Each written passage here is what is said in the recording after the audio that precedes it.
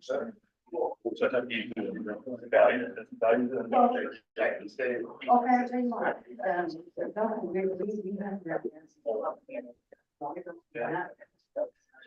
whatever. password one. Oh, yeah.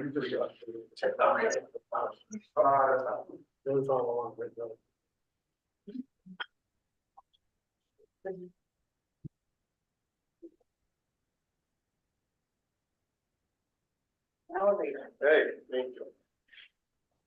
Good evening, folks. All those viewers out in YouTube land. Welcome to the January 31st, 2024 meeting of the Eastern Regional Service Board at the Holiday Inn Express in St. John's, Newfoundland. So I'll call this meeting to order. First business number 2 is the ratification of motion for our in-camera meeting. We're going to ask for a additional ratification of our privilege meeting, and then we'll ratify it at our next public meeting in February, based on the conversations that we had in our privilege meeting. So I'd ask for a conditional approval of the motion from our privilege meeting. Second by Hilda. All those in favor? Contrary? Thank you. Adoption of the agenda. The agenda is taken for approval.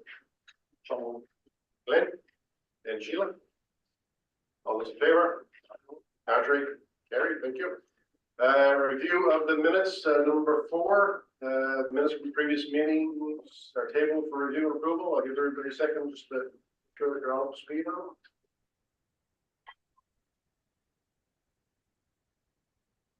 Any questions regarding the previous minutes? Hearing none. Be it so resolved that the minutes of the November 29th, 2023 meeting be adopted as tabled. Moved. Second by Larry. All those in favor? Contrary? Carried. Thank you.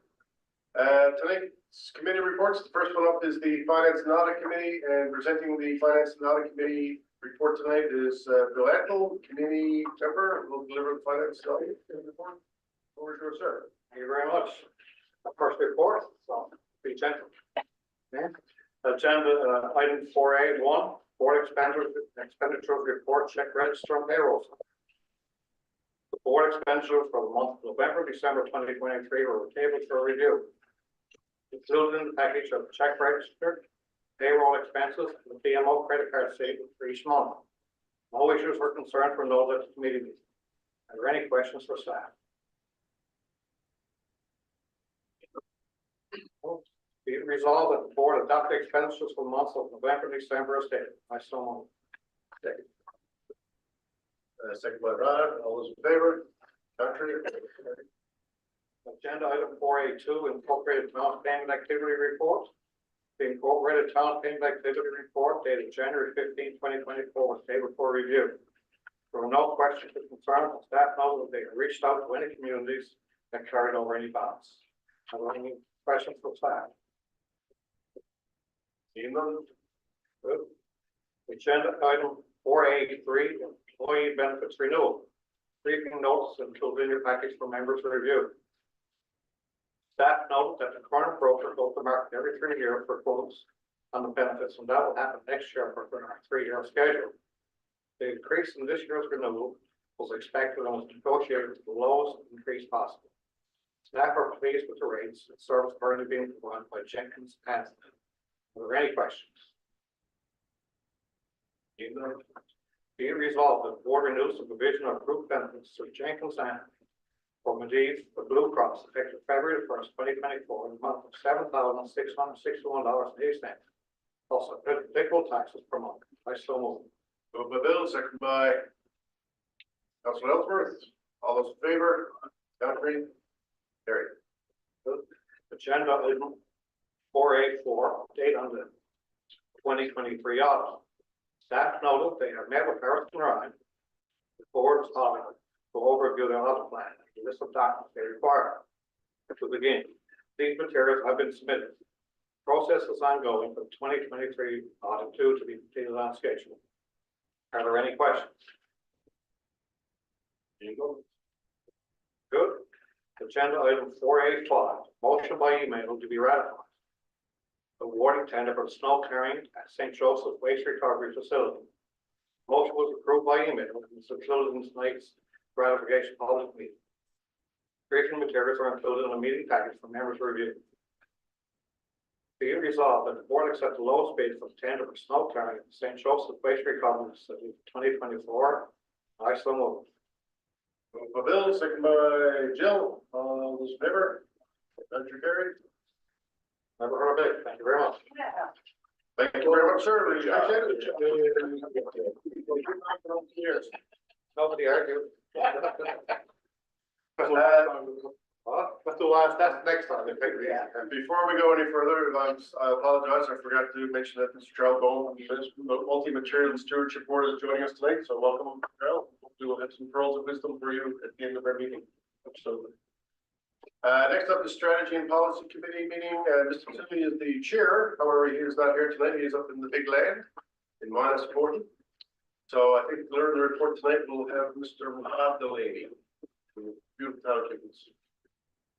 Thank you, Mr. Chair. So agenda item 4B1, the electrification of Bay Bulls and Renews, Cappahade West Waste Recovery Facilities update. Staff reported that all waste recovery facilities that remain open over winter have been electrified except for the Bay Bulls and Renews Cappahade sites. Because these facilities are not electrified, the board has closed them for the winter. The board cannot continue to operate these sites over winter when the wind chill is -7 degrees or lower, without a warming shelter as per OHS regulations. Newfoundland Power awaits electrical easements for both these sites from Crown Lands. For the Bay Bull site, one pole needs to be installed, and for the Renews Cappahade site, a pole line with several poles needs to be installed. Once the easement has been received from Crown Lands, Newfoundland Power will proceed to install the poles so that we can get these sites reopened. Any questions for staff? I'll add in there, Rod, that I have spoken to two of the departments over in the Federation building that we fall under, of 5, and both of them are on this case to see if they can expedite some of this Crown Lands approvals. My understanding is, and I don't think Newfoundland Power has got it yet, but the Renews Cappahade one is done. They're just waiting for that piece of paper to get over there, and the Bay Bulls one should be done fairly shortly. What that means, I don't know. Seeing some progress at least. If there is progress, there is light at the end of the tunnel, because there will be power lines. No pun implied. It was. Moving on, agenda item 4B2, the implementation of user cards of waste recovery facilities. Your update, staff provided an update regarding the implementation of a user card for access to these waste recovery facilities. Initially, the board had discussed scanners for license plates, but has now decided to implement user cards for access to the waste recovery facilities.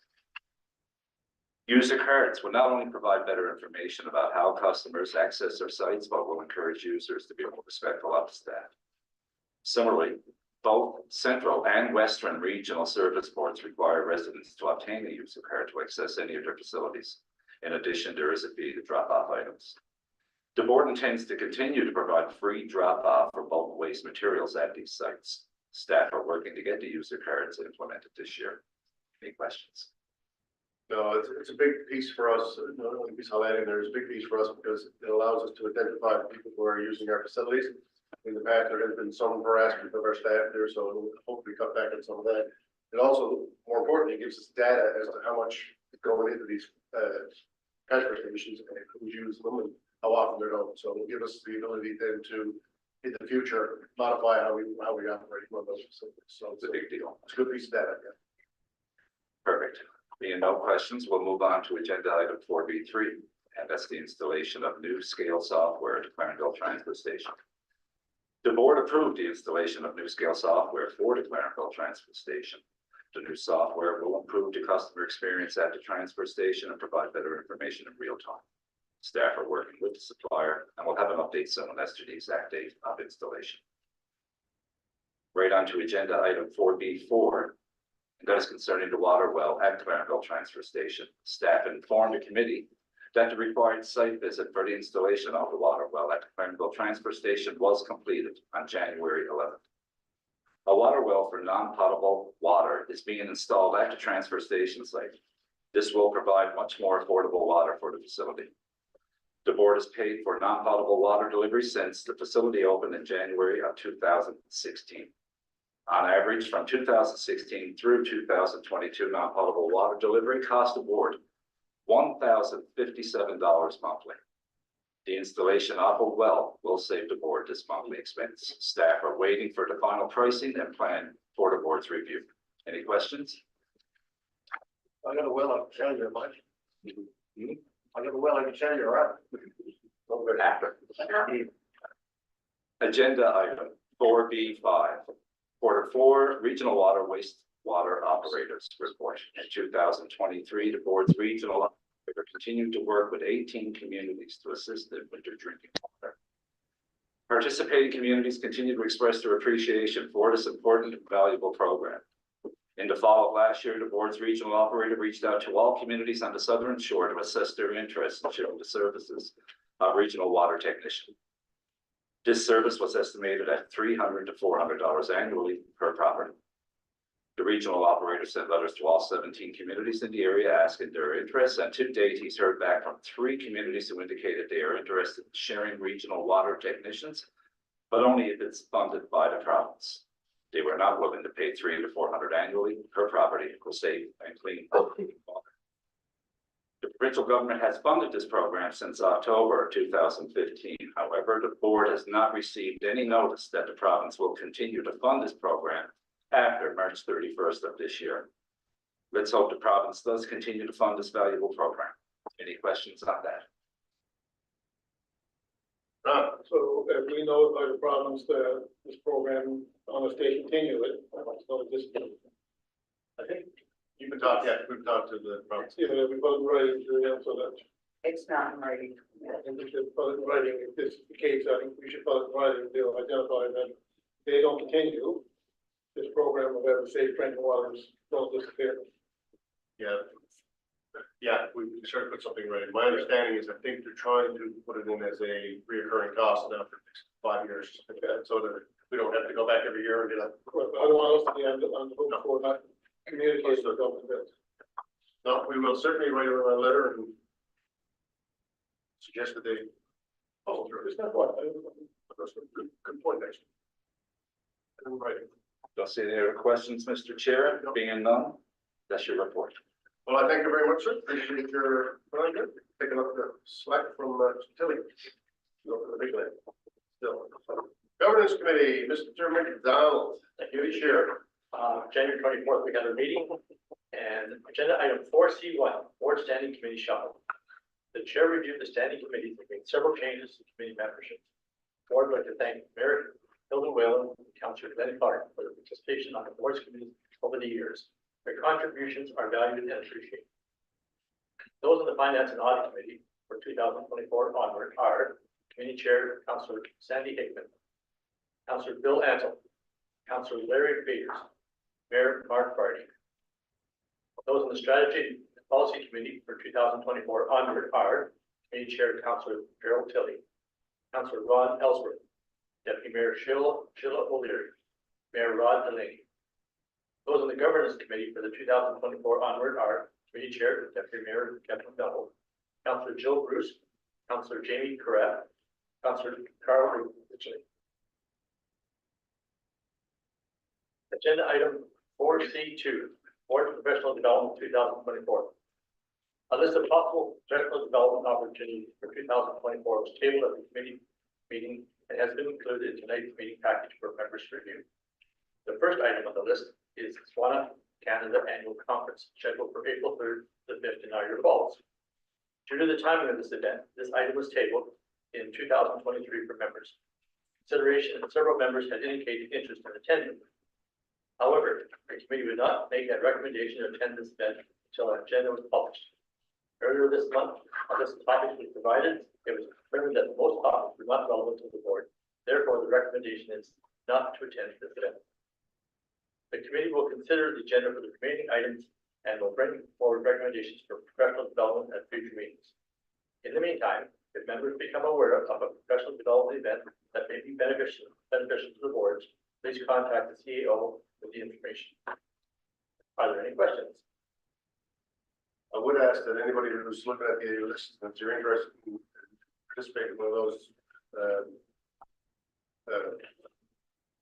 professional development things, get your name in as soon as possible, because we'd like to be able to book the early bird prices, get the best deals and save the plates. So the sooner we get that done, the better. So if you take your time sometime the next 48 hours to review the list, put your names forward, and we can decide what we're going to do. So. Okay, agenda item 4C3, joint council update. A briefing note is included in tonight's meeting package. The next meeting of the Southern Shore Joint Council is scheduled for Thursday, February 8th at the Town Hall in Fairland. Exception Bay North's Joint Council is scheduled for Thursday, February 1st, with the meeting format to be determined. The Sounds Joint Council is scheduled for Monday, February 5th, and the Northeast Avalon Joint Council continues to meet second Wednesday of every month. The NEAJC held an election to fill the position of treasurer, which leads to announce the acclamation of Ms. Andrea Goss of the town of Exception Bay South. Overall, board support for the joint council remains positive. Are there any questions? Thank you, everyone. Thank you, Kevin. Correspondence, we have a letter from the town of Bay Bulls for news Captain Hayden regarding temporary closure of the waste recovery facilities in those towns. And we have responded to them. That's in your briefing notes there. All I can say to the towns that we're working hard trying to get these two last ones done, and if they could write a letter to their MHA or their minister or whoever's doing the departments that look after this, we appreciate it. Put any pressure they can. The Crown Lands crowd, yeah, to me should be a stroke of a pen, but for some reason they just like drag their heels on. Don't understand it. Anyway, don't understand Crown Lands. We'll to discuss. I think I've said my piece on that one, but I just second that. yeah. Hopefully I get told more. Yes. New business is, unfortunately, I mentioned earlier tonight that we have the resignation of Nate Bryan from our Southern Shore, Southern Shore rep, and also West Drive from our Clarendon rep. So we have a couple of vacancies on our board now, and of course with Ian Proud now, we're down 3. So I'm assuming the city of St. John's will fill that one once we have an election, your election is over, and then the other 2 will fill as we go through our process. So we did send them a letter wishing them well and thanking them for it. So nomination for the Southern Shore was before 4:30 on Wednesday, March 6th. So we got a bit of time. Hopefully we get a new rep. I know Nate did a great job. I should appreciate that certainly. Next up, we'll do the round table. I'm going to start with Charles. I'll start with Glenn and we'll go Charles. So nothing to share. I mean, that one's not really well. Charles, you're up. What's going on with him in the feed? Thank you, Mr. Chair, for the invitation, and then thanks again to the board for allowing Ms. Speed to come to your meetings and update on our activities. A couple of updates for you tonight. I'm going to talk a little bit about our funding programs. We've had some changes. So I've talked about our community waste program here. We've increased our funding from 10,000 maximum to 25,000 maximum now for individual projects. We accepted submissions from April 22nd to November 3rd, which is now closed. We did this through an email campaign to municipalities, just from some service districts, the folks are not hearing about. When we go for a call for community funding, please let us know or let Lynn know that if you're not hearing from us, because we do want you to participate. We had quite a significant uptake this year, and hopefully we'll be getting our decisions out on that this week. It's a significant amount of money. That's absolutely good. Yeah, moving on. I also mentioned previously that we've had so many requests for the compost bins under the community program that we've decided to create our own compost bin program now. So, and we're offering compost bins from a small backyard size up to 462 gallon size or 1,750 liter size. And so we've already gone out a call for that. We issued that on December the 1st. That closed on January 12th. We did have a lot of uptake of that as well. We are contacting back the parties who did express interest just to confirm that they are interested, because we are going to go tender this week. And we're not simply going to be providing communities with these compost bins. We're going to provide a roundabout support with the educational resources, the community compost guides, online education workshops, and some signage designed for communities use as well. So it's full wraparound support for compost bins. And we recently made a change, and this will be new to you, to the Solid Waste Management Innovation Fund. We got to come up with better names for these programs, but they're quite large. We don't fit on a hockey jersey at home. So we've got the innovation program. So previously, the maximum funding per project for that was $15,000. We've raised it to $50,000. We're looking for projects that actually move the needle, not just to get money out of it. So we're looking for quality projects. Applications are now available on our website, so it's new.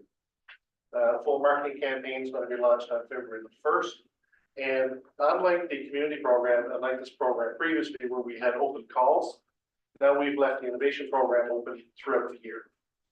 So you'll be able to, not all projects are ready at the same time. Some are taking a little bit of time and are ready in spring, a little bit fall or winter. So we found that in order to get the best quality projects, we have to open the project program for the entire year. So what we will do then is we'll be bringing to our board of directors quarterly projects going. So hopefully we're going to get some really good proposals for that as we have in the past. A couple of last items are 3-year strategic plans for each that's up on our website. Work is we do strategic plans. And to close out PPP or the packaging and paper products program that we did the public consultations for, our effort in that now is ended, and we provided all our recommendations to the Minister of Environment and Climate Change. So that's my update. Jerry, thank you. That's some good news. Some big money up there. Yeah, good to see. All the picture applications. All in all. Mr. Cora. Quick question, now a lot of the areas have gone to clear bags, which is a great move. One of the questions I had a bit seen on social media is regarding the grace period. So do we have a kind of set grace period, or are we kind of just a this here? Do we have a set amount of time, or was it, what was that? We've communicated that, give people an opportunity to use up those black bags and to make the transition. We've asked the contractors to continue to collect the black bags, but to tag, to let them know there is a switch to clear, but they will stop doing that on April 30th. So it's a 4-month grace period. We won't extend the grace period. That's been something in the past that SAP did grace period, and then when we want a longer one, I think we're giving a very generous grace period, and we're going to have a firm, full implementation, mandatory clears as all May 1st. Just to clear the tag and the bins, not the back or the back garbage bags, not them. So Don't get take the bags and then take them away. Take them away. See Yeah. what they do. No, I think that's great. And a lot of the communication out there, I know that's been shared. A lot of people found it helpful and tagging it there. So no, I think it's great. You know, the city done it. We had a grace period as well. And, you still get one privacy bag. So if you did stock up at Costco or wherever, you could still use it for the next couple of years as privacy after. Yeah. The period as well. I think great. Thanks. yeah, I have 200 clear bags. So one of the things you shared with me is that people use kitchen catchers. So what you're supposed to do with that, you're supposed to dump them in the clear bags and take your plastic bag out. And the answer I got back from Holly was, you're allowed to put the kitchen catcher in the clear bag, correct me if I'm wrong, but that's considered the dark bag. Your privacy bag. Privacy bags. Yes. So that's helped out a whole lot. Our small communities, I think, come along pretty good on it. They really are. And we sort of figured out most of them. Some of them are still stuck. We did on this here bulk collection and the 10-day grace period or 10-day period you have to call ahead, but we'll work it. Yes, and in all fairness, we're going to be publishing those dates. Staff are currently working on procurement of scheduling appointment software for the bulk collection program. Once we have that, we're going to give people lots of lead time to set up their appointments and to provide us the information so that we can work with the contractors and so they know the day and would have some idea of what time to expect the waste to be collected. It might be a bit awkward for some of them at the beginning, but we're one of the only communities that, I know Northwest Avalon that does this, right? For sort of free.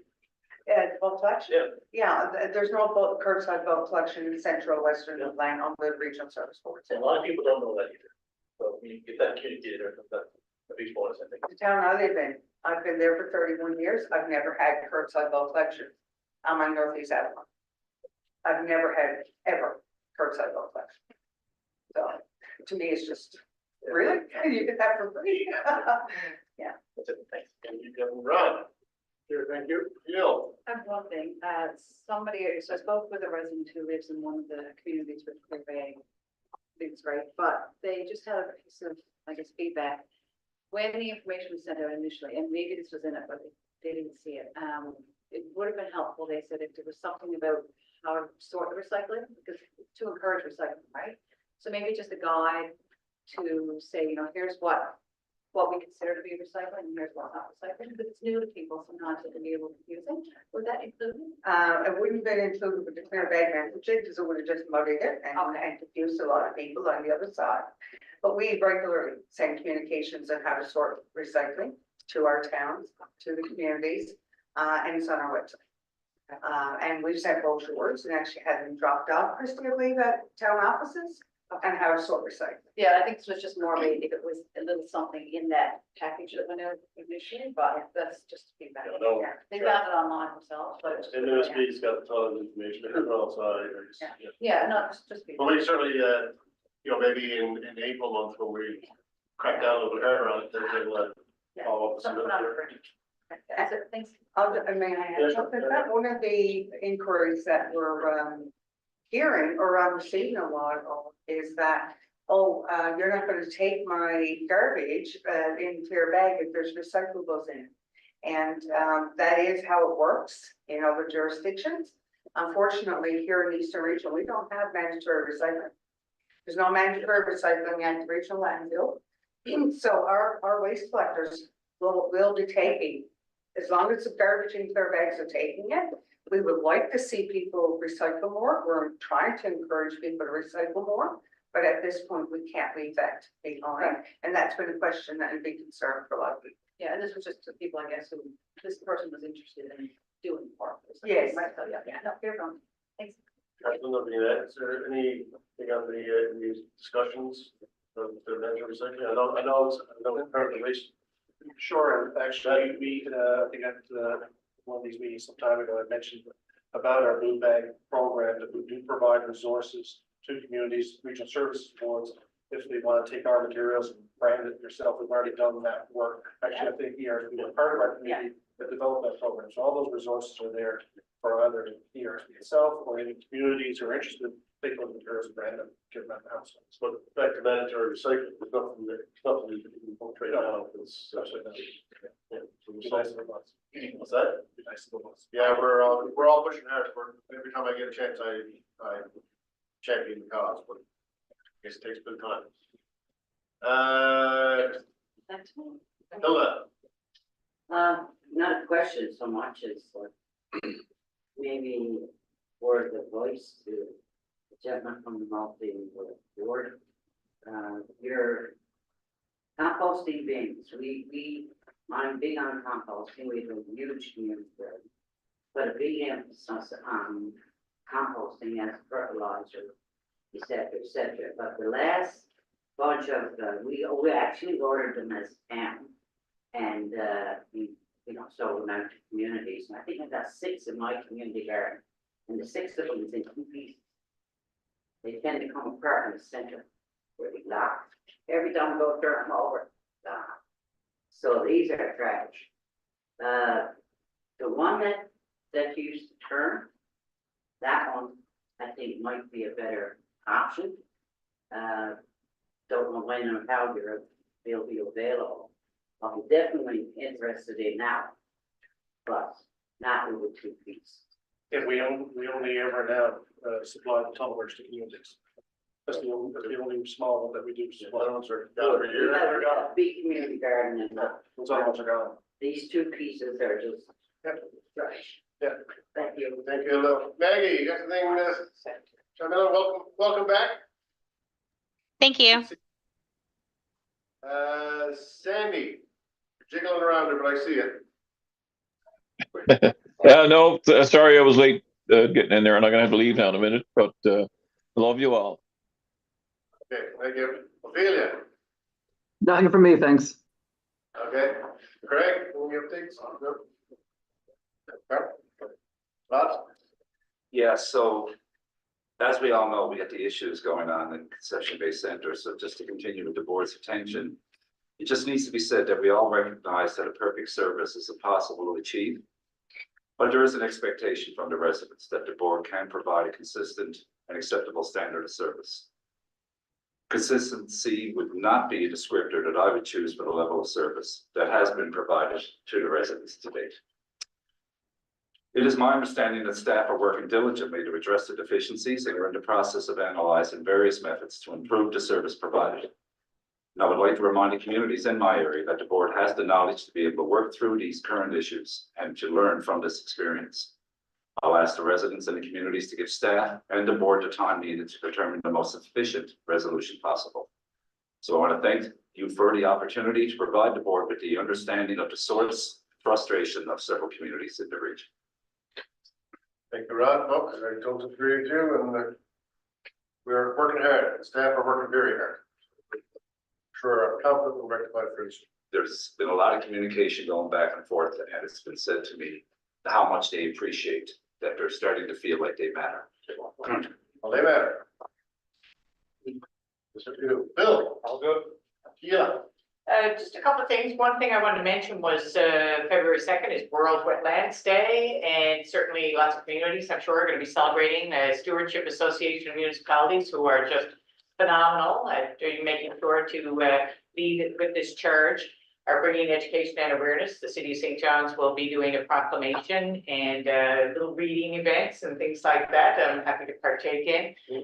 Whatever we can do to ensure that wetlands are preserved. So, because of course, you know, it all runs downhill. And so it's really important that we preserve that. So I just want to make mention of that. The other thing is, I'm not sure if Mr. Bowen might be able to answer this, or somebody, one of staff, but I'm really curious about the update on the federal ban on plastics. I haven't heard anything about it for quite some time. You haven't either? No. I'm just wondering if that's something that we can find out a little bit more information about, because while we spend a lot of time mitigating waste, pollution, certainly, and of course, this is the nature of the business that we're in. I'm a firm believer that we really need to stop a lot of the plastic waste at the source. And you know, so I'd just like to find out an update on that. I haven't heard anything about it in recent times. But that's Larry sits on the FCM, the Federation of Canadian. So do I. Yeah, Yeah, but I haven't heard anything about it. No. Right, you can reach out to somebody. Inquire, that would be great. All right, thank you. I got nothing except you were talking about the kitchen catchers. You can actually get clear kitchen catchers. No, I just had clear bags, but I think I can put kitchen catchers in clear bags. Yeah, I'm not sure what you do, because they're. Yeah, no, I'm saying going forward, you can buy the clear kitchen catchers. Well, They can go in the clear bag. Yeah. Walmart sells them, they're taller than normal, so once in a while, I always got them white. I switched to buying them in clear. The clear bags are a bit difficult to get. You can get them, but Walmart. Walmart 60 for $12. There you go. Found them yesterday. It's the garbage bag, 100. While we're on free advertising, anybody who happens to be out bound around and is over near the rooms on the date of, I don't know, February 9th, someone in the room has a display over there and a show going on in the room, so feel free to drop by and meet the artist. Thank you. Not you. Not me. Oh, no. You really draw a straight line. Sheila. Larry. Mayor Breen. Yeah, I have a question for Charles. It's something that I was thinking of the other day, Charles, that you're here, ask you about it. But I was watching a show the other night on CBC talking about the bags now that you buy at the grocery stores to replace, now that they don't sell plastic bags because of the plastic bag ban, and the issues that they're causing in the number of them in the landfill. Is that something that the MMSB has identified as an issue that? We know, actually, but we've had conversations since we saw that Okay, program, so. yeah, it'll be interesting to know and talking to our people at landfill, whether that's at Robin Hood Bay, whether that's becoming an issue there as well. And because the numbers used there were quite startling. And the type of bags that end up in landfill. So something I think we should keep on our radar, as we move forward. Can I add one thing to that, just for, so, in our way, we take those bags that we get at Walmart, Canadian, other grocery bags, we actually donate them to the food banks. Right. Because they're struggling, so like, that's, at least is a recycle of those bags that you're getting 2 uses instead of 1 before they hit the dump, so. That's a good way that we recycle. Every time we forget a bag. And in terms of materials, if I can jump in, I know that they're starting to move towards hemp and that kind of material there, which I think is a really nice progress as well, right? You know, to get away again from the plastics, right, you know, components, so.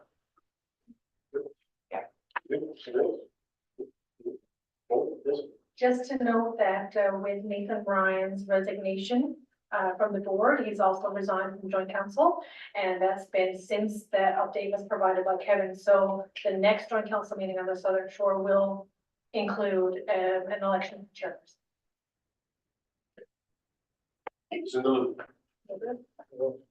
Lynn. I think I've said enough. Wish everybody a lovely, much fun for that. Happy New Year. And Just bring that to your attention there, share that around as much as possible, and the more people we get signed up to the Buoyant Alerts, the better it will be for all of us, because it's a great system, it's only all approved to get our messages out through Twitter and Facebook and, or not Twitter, or whatever it is now, X and Facebook and Instagram and text and phone and email and who else can do so. The last piece would be of interest to all of you, and I'll put it out there, and then we'll have a discussion later on in the committee, but within the next couple of weeks, probably in next month, I would say, not just for at the end of this month, but I'm gonna set up a new committee, and it's gonna be a communications and community relations committee. To try it out for about 6 months. So basically, we'll develop a criteria for it, but I want to set up something that we can expand our communications and our relationships with some of the communities that are for a really long time. Ones who have been with us and are no longer, and ones that may be interested in coming on board. So kind of like a sales group, but more of a, you know, I'm one of the feedbacks I've been getting is that we are not communicating enough with the community, so we need strategy in place. So again, you know, I think it'll be a committee of 3, and Mayor Breen will be ex officio too, of course, prepare with all committees. But if you have any interest in getting on something like that, reach out to Lynn, put your name forward, and then we'll figure out who's there. We'll try for 6 months and see if we can make any inroads, working with Will, our communications person, to you know, let's see if we can make ourselves a little more friendly to the communities around that we serve. So if you're interested, let me know myself now and then go for it. Anything else before we adjourn? No. So again, next meeting is the February the 28th at 7 p.m. and I guess we'll know where that is when you're ready to find us for the heaven. Next meeting, finance committee is there, and strategy and governance, and whatever that committee we're going to call the communications committee, we'll start that number as well. So pick a date to and notify wherever we decide. And with that, motion to adjourn. Ron, Hilda, thank you very much, everybody. Have a good evening. Cheers, gang. All the best. Good meeting.